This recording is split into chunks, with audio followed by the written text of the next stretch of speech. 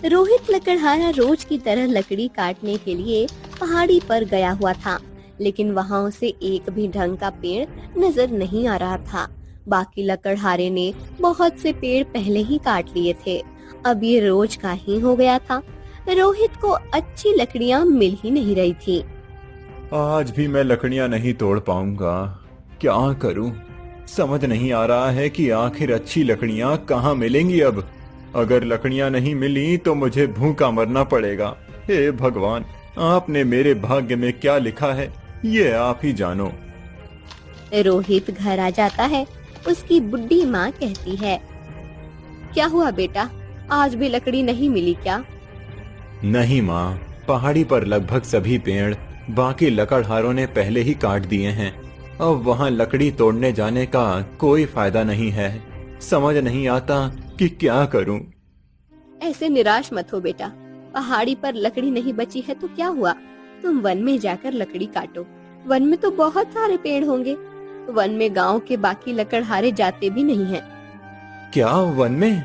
लेकिन माँ, वहाँ तो जंगली जानवर हो सकते हैं ना? हाँ, हो सकता है, लेकिन एक बात हमेशा याद रखो, जब तक हम उन्हें कुछ नहीं करते तब तक वो भी हमसे दूर ही रहते हैं। अगर उन्हें हमसे खतरा महसूस हुआ तो ही वो हम पर हमला करते हैं। रोहित को अपनी माँ की बात समझ आती है और वो अपनी कुल्हाड़ी लेकर अब वन की तरफ चल पड़ता है।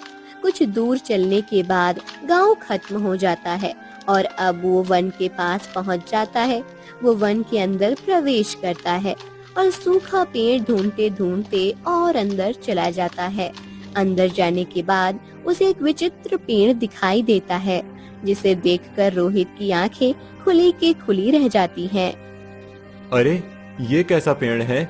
इसके पत्ते तो सोने जैसे चमक रहे हैं, या सोने के ही हैं। अगर ये सोने के पत्ते मैं बेच दूं तो मुझे लकड़ी काटने की जरूरत ही नहीं पड़ेगी। मैं इन पत्तों से ही धन कमा लूंगा।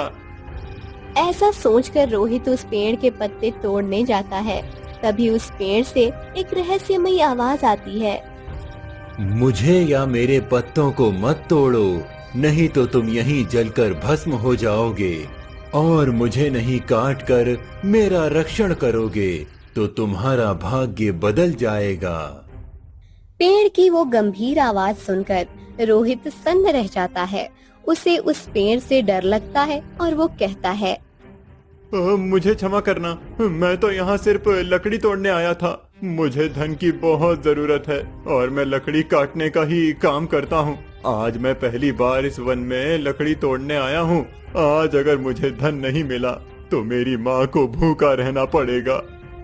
रोहित की ये बात सुनकर पेड़ ने फिर कहा, मैं तो तुम्हें बस सचेत कर रहा था। मुझे काटने वाला भस्म हो जाएगा, ये सत्य है। परंतु जब तुम्हारे मन में स्वार्थ नहीं है तो तुम्हारा भाग्य भी मुझसे ही जुड़ जाएगा। पेड़ की बात रोहित के कुछ समझ में नहीं आती है। तुम क्या कह रहे हो? मुझे समझ नहीं आ रहा है। मैं कहीं और जाकर लकड़ी काट देता हूँ। रोहित पीछे मुड़ ही रहा था कि तभी पेड़ के पत्तों की सरसराहट की आवाज आने लगती है। पूरा पेड़ हिलने लगता है और उस पेड़ के नीचे एक सुरंग बन जाती है। जाओ, इस सुरंग के अंदर चले जाओ। तुम्हारा भाग्य बदलने की प्रतीक्षा कर रहा है। रोहित घबराते हुए उस सुरंग के अंदर चला जाता है। उस अंधेरी सुरंग में रोहित को कुछ दिखाई नहीं दे रहा था, फिर भी वो आगे बढ़ता रहता है और कुछ दूर जाने के बाद अचानक उसके सामने रोशनी छा जाती है। उस रोशनी का पीछा करते हुए रोहित एक गुफा में पहुंच जाता है, जहां पर सोने के खजाने के कई ढेर लगे हुए थे। ये क्या, इतना सारा खजाना? उस पेड़ ने सच कहा था। इस खजाने से मेरा तो क्या, मेरे पूरे गांव का भाग्य बदल सकता है। रोहित उस खजाने को प्राप्त करने के लिए आगे जाने लगता है। तभी वहाँ एक काला जहरीला नाग प्रकट हो जाता है। नाग को देखकर रोहित के पैर वहीं टिक जाते हैं। वो हिल भी नहीं पा रहा था। नाग रोहित की तरफ देखकर फुदकारता है। तब रोहित के हाथ पैर कांपने लगते हैं। उसे लगता है कि अब वह नहीं बचेगा। वो हाथ जोड़कर नाग के सामने खड़ा हो जाता है। नाग देवता, मुझे मत मारो। घर पर मेरी बूढ़ी माँ मेरी राह देख रही है। मुझे इस खजाने से कुछ नहीं चाहिए, बस मुझे जाने दो। रोहित की डर से भरी आवाज सुनकर नाग कहता है, तुम्हें डरने की कोई आवश्यकता नहीं है। मैं तो इस खजाने का रक्षक हूँ। जो भी इस खजाने को प्राप्त करने आता है उसे एक परीक्षा देनी पड़ती है। यदि तुम उस परीक्षा में सफल हो गए तो ये खजाना तुम्हारा हो जाएगा। अच्छा ठीक है, मैं परीक्षा देने के लिए सज्ज हूँ। यदि इस परीक्षा से मेरा भाग्य बदल गया तो मेरी माँ को कभी भूखा नहीं रहना पड़ेगा। ठीक है, तुम मेरे प्रश्न का उत्तर दो। ऐसी कौन सी चीज है जो एक मनुष्य को जीवन भर याद रखनी चाहिए और उसका पालन करना चाहिए?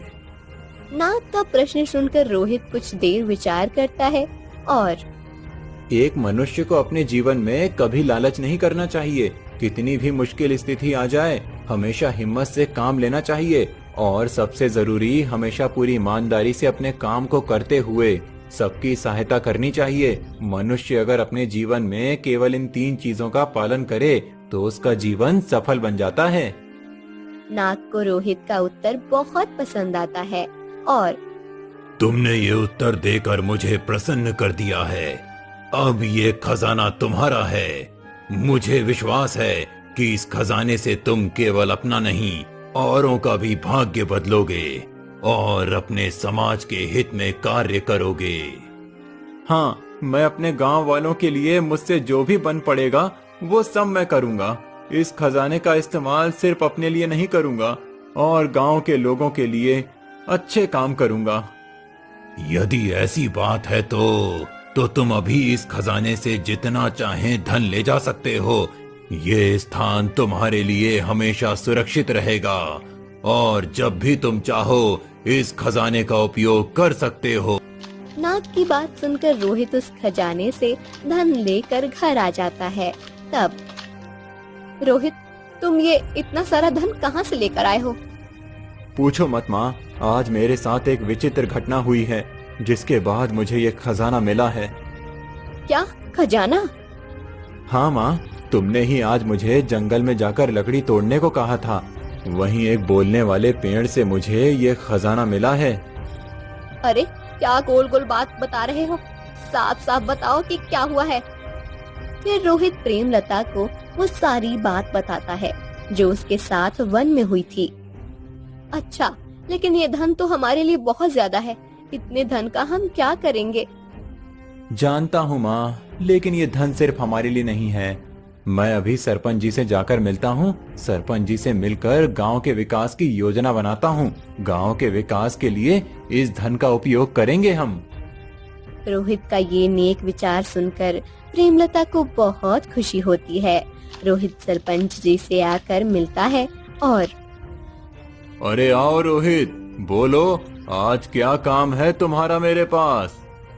सरपंच जी, मुझे हमारे गांव के विकास के लिए धन का योगदान करना है। क्या तुम गांव के विकास में योगदान करना चाहते हो? लेकिन तुम्हारे पास तो इतना धन नहीं है। कोई खजाना हाथ लगा है क्या? सरपंच जी रोहित का मजाक उड़ाते हुए हंसने लगते हैं। रोहित समझ जाता है लेकिन चुप रहकर कहता है, ऐसा ही कुछ समझ लीजिए। बस आप मुझे ये बताइए कि हमें क्या करना होगा जिससे गांव वालों की तकलीफें कम हो जाएं। वैसे तुम्हें बताकर कोई फायदा तो नहीं है, लेकिन अब तुम इतना पूछ ही रहे हो तो सुनो। हमें गांव में एक विद्यालय बनवाना है जहां छोटे बच्चे आकर पढ़ लिख पाएंगे। गांव में बड़ा कुआं खोदना है जिस कुएं का उपयोग हम गर्मी में भी कर सकते हैं। हमारे गांव में कई ऐसे बुजुर्ग हैं जिनका कोई नहीं है या फिर उनके बच्चे बड़े बड़े शहरों में जाकर रहते हैं। उन सब बुजुर्गों के लिए हमें एक अनाथ आश्रम बनवाना है जहां वो सब बुजुर्ग सुख से रह पाएंगे। रोहित सरपंच जी की बातें ध्यान से सुन रहा था। फिर ठीक है सरपंच जी, इन सब के लिए कितना खर्चा आएगा ये आप मुझे एक बार बता दीजिए। जितना भी धन लगेगा मैं आपको ला कर दूंगा। रोहित ये कहकर चला जाता है।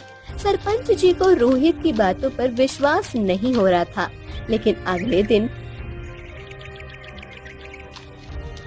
रोहित बहुत सारा धन लेकर सरपंच जी के पास आता है। सरपंच जी, ये लीजिए, अभी मेरे पास इतना धन है, इसका उपयोग आप गांव के विकास कार्यों में कीजिए। अगर और लगेगा तो मैं और लाकर दे दूंगा।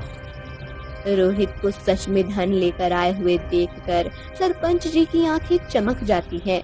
अब ऐसे ही रोहित अपने पूरे गांव के लिए खजाने के धन का उपयोग करने लगता है। वो खुद भी अपने लिए बड़ा घर बनवा लेता है